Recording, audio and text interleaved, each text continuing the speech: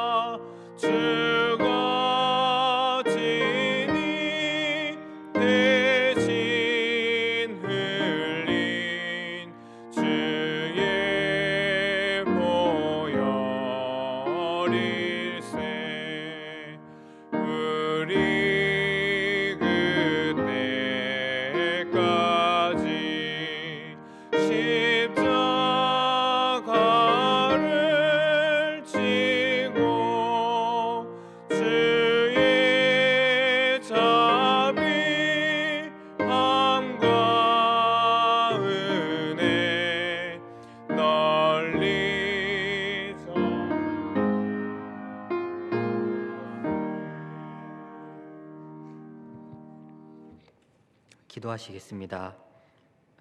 온 세상을 창조하시고 창조하신 모든 만물 위에 사랑을 더하여 주신 하나님 아버지, 이 새벽에 하나님을 찬양할 수 있게 우리를 자녀 삼아 주심에 감사합니다. 어느 것 하나 선한 것 없는 죄인의 모습이지만 이 모습 그대로 주님께 드리오니 다함 없는 자비와 은혜로 오늘도 우리를 주님의 날개 품에 품어 주시옵소서. 십자가를 통해 우리의 죄를 씻어주신 주님을 기억하지만 육체의 연약함으로 인해 죄의 모습을 이겨내지 못하고 날마다 예수님을 십자가에 못 박습니다. 주님, 우리의 삶의 모습이 주님을 기억하는 모습만이 아니라 주님을 증거하는 삶의 모습이 될 수 있도록 우리의 연약함을 담당하여 주시옵소서. 예수님의 고난의 깊이를 묵상하는 고난주간을 보내고 있습니다. 우리가 겪는 그 어떤 고난도 십자가의 고난과 비교할 수 없지만 온 세상이 코로나19라는 어려움과 힘듦에 직면해 있습니다. 주님, 우리에게 어려움과 힘듦을 이겨내는 지혜를 더하여 주시고 어려운 자들과 함께 울고 함께 웃는 마음까지도 허락하여 주시옵소서. 십자가를 타고 흘러내린 그 보혈이 우리를 통해 어렵고 힘든 자들에게 전해질 수 있도록 주님, 우리를 사용하여 주시옵소서.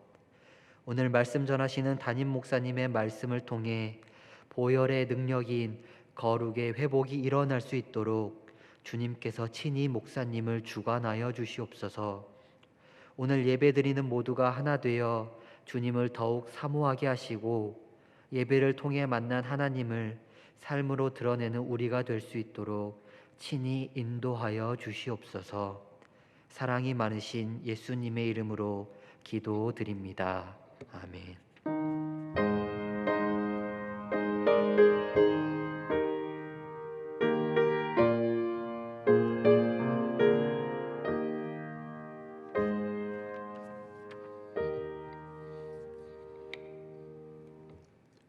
고난주간 마지막 우리 새벽 기도입니다. 오늘 로마서 12장 1절과 2절의 말씀을 봉독합니다. 그러므로 형제들아 내가 하나님의 모든 자비하심으로 너희를 구원하노니 너희 몸을 하나님이 기뻐하시는 거룩한 산 제물로 드리라. 이는 너희가 드릴 영적 예배니라. 너희는 이 세대를 본받지 말고 오직 마음을 새롭게 함으로 변화를 받아 하나님의 선하시고 기뻐하시고 온전하신 뜻이 무엇인지 분별하도록 하라. 아멘. 오늘 예수님께서 순환 당하신 십자가에 달려 운명하신 금요일입니다. 성금요일인데 오늘 우리 교회가 계속 해오던 성찬식 금성금요 예배도 오늘은 취소하게 됐습니다. 구약 성경에 보면 특히 레위기에 보면 하나님께 제사는 5가지 제사법이 나오죠. 번제, 소제, 화목제, 속제제 그리고 속건제 이 5개 제사가 나오고 또 하나님께 드릴 제물로는 뭐 소나 양, 염소 또 혹은 비둘기 또 그 외에도 곡물로는 곡식이나 혹은 포도주로 하나님께 제물을 드릴 수 있었습니다. 제사의 형태에 따라서. 그래서 제사의 그 방법이나 형태에 따라서 다양하게 하나님께 제사했던 것이 이제 구약 시대 이스라엘 백성들의 제사법이었습니다. 이 제사와 제물에 관한 이런 모든 것들은 궁극적으로는 하나님의 은혜를 기억하고 하나님께 감사하는 하나님의 백성들의 응답이었죠. 그런데 이런 제사 다양한 방법들이 그래 얼마나 많이 하나님께 제사가 드려졌겠습니까? 근데 이 제사가 이제 시대를 따라 쭉 내려와 가면서 반복되고 반복되다 보니까 많이 형식적이 되었고 나중에는 율법이라고 하는 뼈대만 남아 있어서 율법주의로 전락하는 안타까운 일을 우리 주님이 말씀하고 계시는 거 성경에서 읽습니다. 마치 자녀가 부모에게 효도하는데 처음에는 정말 부모의 은혜를 깨달았을 때는 감사해서 진심으로 효를 다하다가 세월이 지나가면서는 이제 그 감사의 그런 마음도 잊어지고 그저 자녀로서 겨우 의무감으로 효도를 표하는 것처럼 반복된 제사가 은혜의 감격보다는 그냥 이제는 율법이니까 안 할 수 없고 그렇게 해서 이제 진정한 처음 의미로서의 본래적인 의미로서의 그런 제사를 상실하고 만 것이 율법주의의 폐였습니다. 폐단. 그래서 오늘 주님께서는 이런 그 이스라엘 백성들의 제사에서 가장 큰 2가지 문제를 지적을 하고 계셔요. 제사에는 반드시 제물이 있죠. 근데 제사와 제물을 드리는 이 백성들이 열심히 제사 드리고 제물을 갖다 바치지 않습니까? 그런데 2가지 문제인데 그 하나는 뭐냐? 항상 제사 따로 생활 따른 거예요. 제사를 하는 데는 나름 정성을 기울입니다.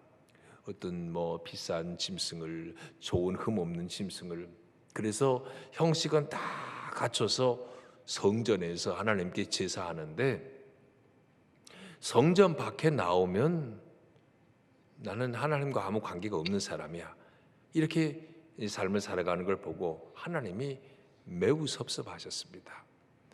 제사와 제물에는 나름대로 신경을 쓰고 정성을 쏟는데 성전 밖으로 나오는 순간은 더 이상 성전의 사람이 아닌 거예요. 그래서 마치 하나님이 제물이나 받아 먹으시려고 하는 것처럼 제물만 드린 걸로 끝나는 거예요. 뭐 하나님 나 할 거 다 했어요. 이제 성전 밖을 나가면서 하나님 굿바이 하는 거야. 매일같이 이런 제사 따로 생활 따로인 이 삶이 하나님 보시기에 역겹다고 많은 선지자를 통해서 말씀하셨습니다. 그중에 대표적으로 호세아 서기를 통해서 하신 말씀을 들어보면요. 호세아 6장 6절에 이랬습니다. 내가 바라는 것은 변함없는 사랑이지 제사가 아니다. 불살라 바치는 제사보다는 너희가 나 하나님을 알기를 더 바란다. 하나님이 원하는 건 뭐예요? 사랑이라 그랬어요. 이 제사 이거 제물 안 중요해. 내가 이거 받아 먹으려고 있는 줄 아느냐? 하나님이 책망하신 겁니다. 이스라엘 백성들은 그냥 하나님 앞에 제사하면서 하나님 이거 받아 잡수시고 그 다음에 세상에 나가 나 살 때 나에 대해서는 눈 감고 계셔요. 하나님 달래는 거였어요. 성전에서 제사는 뻔질나게 잘하는데 삶이 따라오지 않은 여기에 대해서 주님은 이거를 위선이라고 가증스럽다고 말씀하십니다. 제사의 첫 번째 문제가 그거였고, 이 제사와 제물에 대해서 주님 책망하신 두 번째 문제는요, 형식적인 제사와 제물을 문제 삼으신 겁니다. 아까 서두에서도 율법 형식화돼가다가 이제 율법 뼈대만 남았다 그랬는데, 자, 이런 예는 어디서 찾아볼 수 있냐면 하나님께 제물을 드릴 때는 가장 좋은 제물로 드려야 돼요. 그러니까 짐승에 흠 없는 거, 가장 깨끗하고 좋은 것을 하나님께 구별해서 드려야 되는데, 자, 어떤 헌제자가 가령 이제 제사를 드리려고 하는 사람이 자기 집에 말하자면 소가 많아요. 근데 그 중에 제일 못은 이제 소를 그냥 병들어 가지고 팔아서 없애버릴 놈은 거, 이런 거를 하나님 앞에 제물로 가지고 오는 거예요. 본인하고 하나님만 아는 거예요. 아무도 몰라. 그 남들이 볼 때는 형식적으로는 제사, 소를 잡아 제사했어요. 뭐 제대로 할 일 다 한 거예요. 그렇지만 하나님 보실 때는 그 형식이야 정말 가증스러운 거죠. 제물로 도무지 사용할 수 없는 짐승을 끌고 와서 하나님께 제물로 바쳤단 말이에요. 이건 제물이 아닌데, 껍데기 남들 보기에만 제물을 가지고 바친 거지 하나님 보실 때는 그건 제물이 아니에요. 그래서 이런 것에 대해서 하나님께서 말라기 선지자를 통해서 하신 말씀을 들어보세요. 말라기 1장 6절 이하에 보니까, 제사장들아 너희가 바로 내 이름을 멸시하는 자들이다.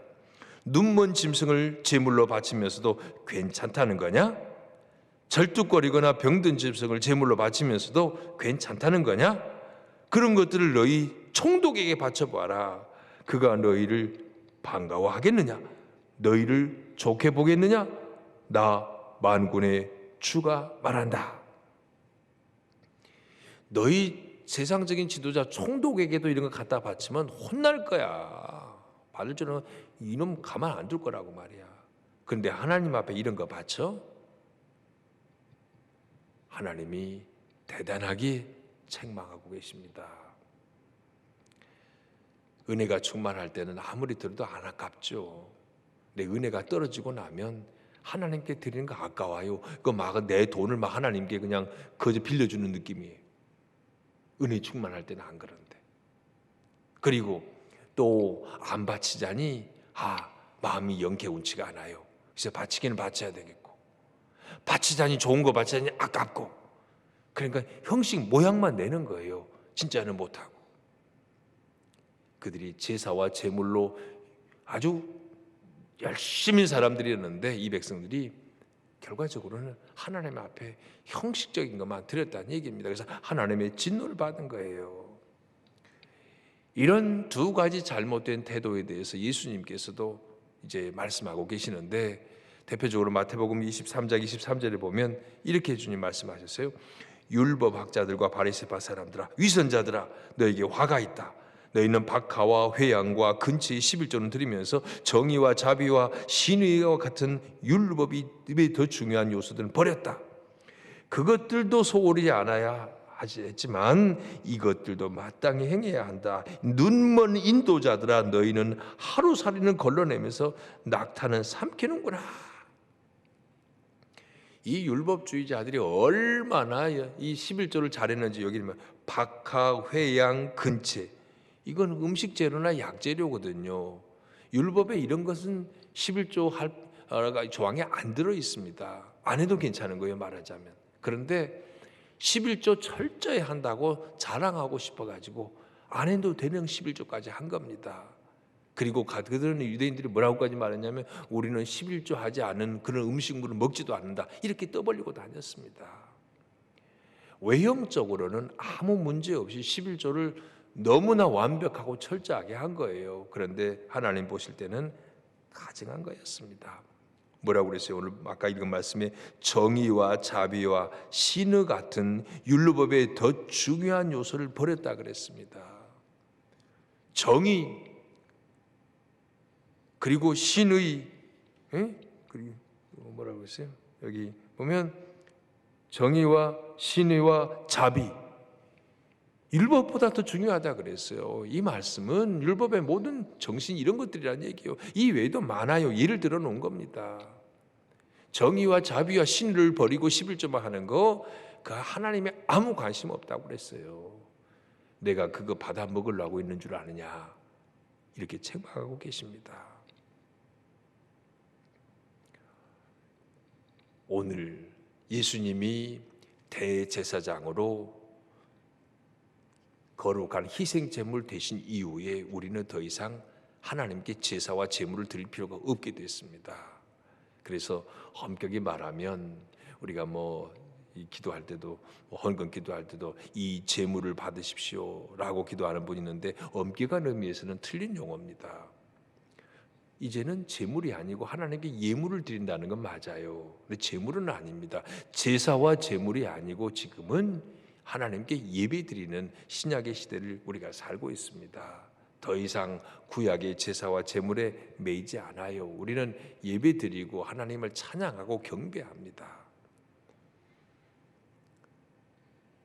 구약의 제사와 신약의 예배, 지금 우리의 예배가 다른 건 뭐냐면 쉽게 얘기하면 이겁니다. 구약에는 짐승의 피를 흘려서 하나님께 제물을 바치면서 죄된 백성을 향해서 하나님이 진노를 퍼부으시는데 이 제사를 드림으로 하나님 진노를 거두어 주십시오 라고 요청하는 겁니다. 제사가 그런 거예요. 그러니까 구약시대의 이스라엘 백성들이 하나님 앞에 제사했던 거는요, 제물을 바치면서 하나님 우리는 죄인입니다, 살려주십시오 라는 그런 마음으로 드린 겁니다. 하나님의 진노를 달래고 진정시키려는 이 의미가 제사의 굉장히 중요한 의미였어요. 그렇지만 오늘 사는 우리에게, 예수님 이후에 예배하는 우리에게는 예배가 뭐예요? 살려주십시오 라는 것보다는 오 주님 은혜가 감사합니다, 우리 사극으로 말하자면 성은이 만극합니다, 이 마음으로 드리는 게 예배입니다. 구약의 제사는 살려주십시오 하고 벌벌벌벌 떨고 두려움으로 드린 제사였다면 신약은 하나님의 은혜가 너무 감사해서 오 주님 감사합니다, 그래서 찬양과 경배 드리고 예물 드리는 거, 이게 예배입니다. 구약의 제사와 오늘 우리의 이 예배의 근본적인 차이점이 바로 이겁니다. 그럼에도 불구하고 오늘 우리가 거룩하신 절대자 하나님 앞에 서면 절대적으로 죄성으로 가득 찬 우리 자신을 발견합니다. 구약의 개념으로 말하면 거룩하신 하나님 앞에 죄성으로 온전히 물들어 있는 우리가 감히 어떻게 선다는 말입니까? 무슨 제물을 드려서 하나님의 진노를 막아내겠습니까? 얼마나 비싼 제물을 드려야 하나님의 진노를 막아낼 수 있겠어요? 불가능합니다. 그래서 오늘 우리가 깨닫는 건 뭐냐면 아무리 비싸고 좋은 제물을 바쳐봐야 우리를 향한 하나님의 진노를 면할 수 없다. 그래서 살 길은 뭐냐면 희생 제물로 죽임 당하신 대제사장 예수 그리스도를 믿는 겁니다. 예수님 안에서 모든 구약의 제사는 다 완성이 된 겁니다. 세상 죄를 짊어지고 가는 하나님의 어린 양, 죄 없는 하나님의 어린 양의 속죄 제물 되심이 모든 율법과 모든 죄사를 완성하신 것입니다. 그래서 우리는 그 예수님 믿음으로 나아가는 거예요. 그러면 그 예수님을 믿고 나아가는 우리, 이제 예수님을 믿고 새로운 존재가 된 우리가 어떻게 살아야 하는가? 예수님의 십자가의 보혈을 의지해서 우리가 구원받았다. 그래서 좋아요, 감사해요. 여기서 끝난 게 아니에요. 그 다음 중요한 건 구원받은 자의 삶을 사는 겁니다. 오늘 읽은 로마서 12장 1절을 표준 세문적으로 읽어봅니다. 형제 자매 여러분, 그러므로 나는 하나님의 자비하심 힘입어 여러분에게 권합니다. 여러분의 몸을 하나님께서 기뻐하실 거룩한 산 제물로 드리십시오. 이것이 여러분이 드릴 합당한 예배입니다. 산 제물로 드린다. 여러분의 삶을 하나님의 산 제물로. 그 뭐예요? 삶의 예배라는 겁니다. 시간의 일부만 하나님 것이 아니고 모든 시간이 하나님 것이고, 물질의 일부만 하나님 것이 아니고 모든 물질이 하나님의 것이고, 예배당 안에서만이 하나님과 함께하는 삶이 아니고 일상의 삶이 하나님과 함께하는 삶이다. 그러니까 삶 전체가 거룩하다. 바로 그겁니다. 그래서 너희 삶을 거룩한 산 제물로 바치라고 했습니다. 어떻게 이 연약한 죄성을 지니고 있는 인생이 하나님 앞에 거룩한 산 제물로 살 수 있습니까? 구원받았다고 어떻게 천사처럼 살 수 있습니까? 아무도 그렇게 사는 사람은 없어요. 다만 오늘 주님께서 우리에게 그렇게 살 수 있는 비결 하나를 가르쳐 주셨는데, 그게 오늘 읽은 2절의 말씀이에요. 표준 제목으로 다시 읽습니다. 여러분은 이 시대의 풍조를 본받지 말고 마음을 새롭게 함으로 변화를 받아서 하나님의 선하시고 기뻐하시고 완전하신 뜻이 무엇인지를 분별하도록 하십시오. 그랬어요. 이게 우리에게 지시하는 방법입니다. 첫 번째 뭐래요? 이 시대의 풍조를 본받지 말고 그랬어요. 시대의 풍조라는 건 뭐예요? 세속 가치관, 세계관. 하나님을 모르는 사람들이 살아가는 그런 가치관을 본받지 말라 그랬어요. 그런 것에 의해서 영향받지 말라는 얘기입니다. 이것도 수동태예요, 수동태. 그러니까 예수 믿는다고 그래서 돈 벌 필요도 없고 삶을 높이 승진할 필요도 없고 권력 잡을 필요도 없고 그런 뜻이 아니에요. 그런 걸 다 끊고 살라는 얘기 아닙니다. 세상 한복판에 살지만 세상적 가치관에 의해서 영향이나 지배를 받지 말라. 그렇게 하기 위해서 뭐냐? 분별력을 가지라는 거예요. 영적 분별력을 가지고 여기 물들면 안 되고 이거에 넘어가면 안 되는 거구나. 이런 경각심을 가지고 살라는 얘기입니다. 거룩하게 사는 비결이라는 게 그거예요. 세상 가치에 매몰되지 말라. 또 하나의 방법은 그 다음 말씀이죠. 마음을 새롭게 함으로 변화를 받으라. 마음을 새롭게 함으로 변화받으라 그랬어요. 이것도 수동태입니다. 변화를 받는 거예요. 내가 변화하는 게 아니요. 노력해서 이를 악물고 깨물어서 변화되는 게 아니고요. 성령님에 의해 변화받는 겁니다. 그래서 우리의 제목은, 기도는 뭡니까? 성령의 다스림, 성령의 지배를 받는 거예요. 주님 나를 다스려 주십시오. 변화된 심령. 그래서 하나님이 기뻐하시는 거 나도 기뻐하고 하나님이 원하시는 거 나도 원하고 성령의 다스림을 받는 삶을 살아가는 거, 그것이 거룩한 삶이란 말씀이에요. 자, 오늘 로마서 1장 2절의 이 말씀은 구원받았으면, 성도가 되었으면 거룩한 삶을 살아가기를 요구하고 있습니다. 아무도 스스로 거룩한 사람 없습니다. 성령의 지배를 받아야 합니다. 그래서 성령의 지배 받고 거룩한 삶을 산다면 예배당에 와서도 예배자의 삶이고 가정과 직장에서도 예배자의 삶을 살 거라고요. 완벽한 사람 아무도 없지만 그래도 흉내라도 내고 노력하는 겁니다. 지금 코로나19 때문에 가정에서 예배 드리고 있잖아요. 전에보다는 어떤 면에서 훨씬 가정이 영적인 분위기가 많이 좀 무르익어 가고 있다는 생각이 듭니다. 그러지 않겠어요? 가정 예배 한 번도 안 드렸던 사람이라면 주일날 온 가족이 모여서 모니터 앞에 컴퓨터 앞에 앉아서 예배 드리고 있잖아요. 예배 시간만이 예배가 아니고 교회 와도 예배, 가정에서도 예배, 삶에서도 예배, 그렇게 사는 것이 거룩한 삶의 습관이라고 하는 것입니다. 오늘 고난주간, 오늘은 바로 이 성금요일 예수님이 십자가에 운명하신 바로 그날입니다. 십자가에 매달려 죽으시고 피 흘리시면서 우리의 모든 죄를 맑게 씻겨주셨습니다. 그 은혜로 구원받고 하나님의 자녀 됐는데 이제 주님이 원하시는 건 세속처럼 예수 안 믿는 사람을 쫓아가는 그런 방법으로 쫓아가고 그러지 말라. 분별해서 세상에 영향받지 말고 거룩한 영향력으로 살아가라고 말씀하고 있습니다. 그리고 성령에 의해서 마음이 변화받아서 하나님이 기뻐하시는 그 일을 하며 살라고 말씀하고 계십니다. 이번 고난주간을 통해서 우리에게 희미해져 있는 거룩함이 회복되기를 원합니다. 주님의 보혈로 씻음 받아서 주님이 원하시는 거룩한 하나님의 자녀로 거듭나고 새로워지는 그런 결단이 우리 모두에게 있기를 바랍니다. 부활의 아침을 우리 내일 하루 더 조용히 지난 가운데 부활의 아침은 우리 예배당에서 예배할 수 있는, 물론 온라인 예배도 있지만 올 수 있는 예배당 함께 부활의 주님을 찬양하고 영광 돌리는 그런 은혜가 우리 모든 성도들에게 임하기를 바랍니다. 주님, 십자가 위에서 영원하고도 완전한 제물이 되신 우리 주님, 저희도 그렇게 되기를 원합니다. 저희의 삶을 주님의 제단에 올려놓습니다. 우리의 생명, 시간, 물질 모두 주님의 제단에 올려놓습니다. 주님, 이대로 받으시고 주님 뜻대로 사용하여 주시옵소서.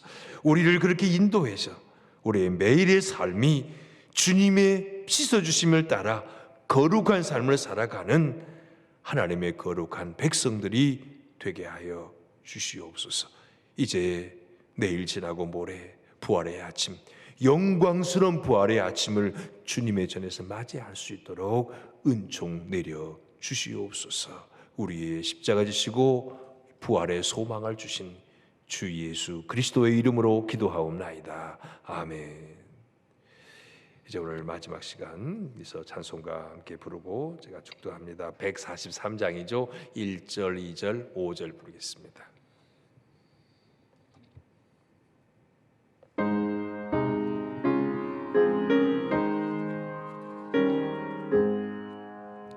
웬 말인가 나를 위하여 주 돌아가셨나. 이 벌레 같은 날 위해 그네 받으셨나. 내 지은 죄 다 지시고 못 박히셨으니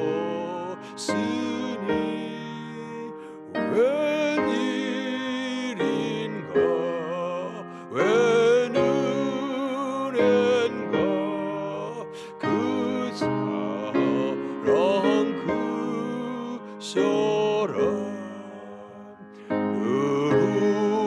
울어도 눈물로서 못 갚을 줄 알아.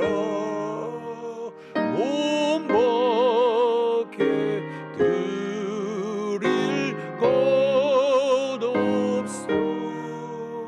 이 몸 바칩니다.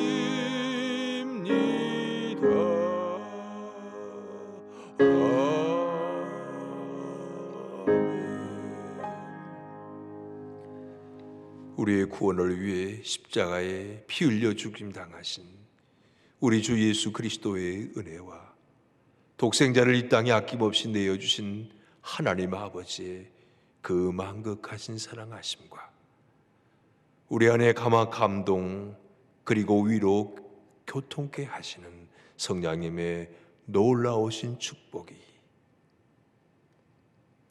십자가에 고난 당하신 예수 그리스도를 주로 모셔드림으로 우리 안에 온전한 회복이 일어나 주님이 기뻐하시는 거룩한 하나님으로 살기를 소원하며 다짐하며 예배하는 주님의 권속들 머리머리 위에 이제와 영원히 함께 계시기를 축원하옵나이다.